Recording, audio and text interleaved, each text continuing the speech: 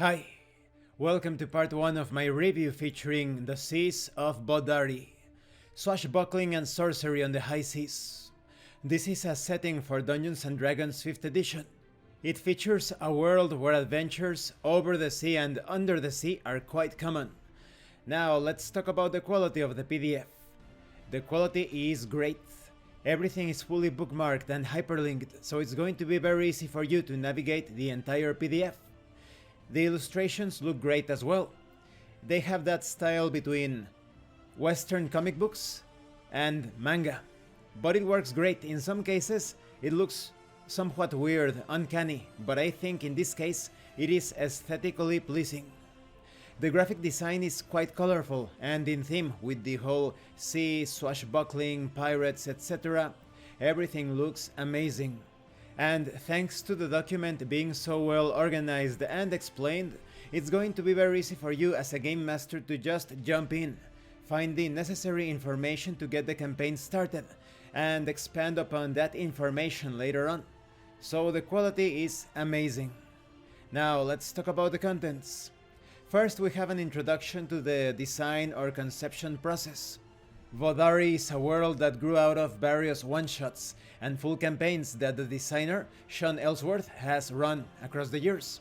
It was inspired by stories full of adventure, exploration and intrigue, such as The Three Musketeers, Star Trek, Stardust, Pirates of the Caribbean, Zorro, to name a few.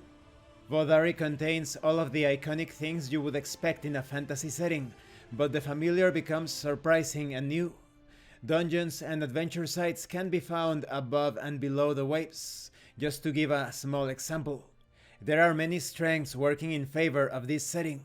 If something exists in a typical fantasy world, it can exist in Vodari. Vodari is a dangerous place to explore. It is an ancient and broken world, caught in divine conflict. A world where magic is extraordinary, but there are still technological wonders. You have a detailed history of Vodari, although many things are still shrouded in mystery. You have details on the Age of Gods. Vodari's pantheon is full of interesting personalities. Some of them form alliances, others clash. But one thing is certain: when the gods fight or are in harmony with each other, the entire world of Vodari is universally affected. We will talk more about the Pantheon in the next part of this review. Suffice to say, everything that was created in Vodari is the responsibility of the gods. You have details on the Lost Ages.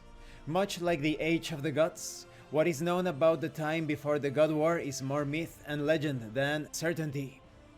You have details on the Ancients.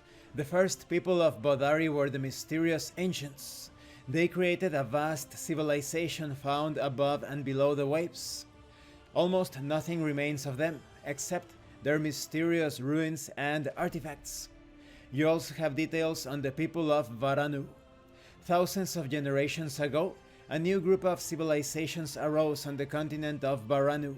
In the ancient forests of western Varanu, you had the Alps, the first of these civilizations to emerge. The dwarves found safety in the caves and caverns of the Maradi mountain range. The gnomes have always been driven to understand the world than to rule it. Their small empire was a byproduct of the rock gnomes' need for raw materials to build and power their mechanical wonders. The halflings established communities along a network of rivers and lakes in the south. Living in relative seclusion, the halflings were left alone to fish and farm, but fiercely defended their lands against attacks from raiders. In the eastern plains, the Dragonborn proved to be excellent hunters. For centuries, wars between the clans raged until a great chief named Krivar united the clans into an empire. Under Krivar, the Dragonborn named themselves the Draga, or Chosen Ones, and started a campaign of conquest. This caused many conflicts and chaos, and so those species declined. But then this gave rise to the versatile humans, who emerged as the most populous and dominant people of Vodari. There are also mysterious and vague details concerning the God War, which caused a great cataclysm across the world, with seas rising and mountains falling. The large continent of Varanu was destroyed, leaving Vesi's Rage surrounded by a ring of scattered islands. There are a few historical records from the time immediately after the cataclysm. With civilization lost, the scattered people who remained struggled to survive. A new history, an age of discovery began, with war on the seas. And as expected of trade and colonization, everybody wanted a piece of the pie. So, pirates and privateers became common professions. It is now the year 996 AD. That is after the God War, and the nations of Vodari have enjoyed nearly a decade of tense peace. Most civilized people of Vodari fare worse than before the wars. Traveling Vodari seas is as dangerous and exciting as ever. And this concludes this part of the review. In the next part we are going to talk about the pantheon of Vodari. This is a very exciting setting, and there is so much depth, both figuratively and literally, because not only are you going to experience adventures above the seas, there is an entire world under the sea.